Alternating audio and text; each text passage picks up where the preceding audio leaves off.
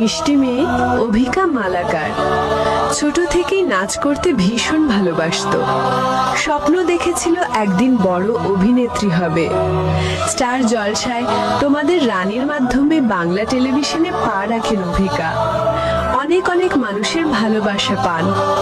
তোমাদের রানী শেষ হবার পর অভিকা প্রথমবার মুম্বাই শহরে পাড়ি দেয়। সুশান্ত দাসের প্রযোজনায় পকেট মে আসমান সিরিয়ালে রুদ্রানী দোষী চরিত্রে অভিনয় করে। হিন্দি টেলিভিশনে গিয়েও সেখানকার মানুষের মন জয় করে অভিকা। আজ সেই মিষ্টি মেয়েটার জন্মদিন। Happy birthday Abhika. ঘুম ঘুম মিঠা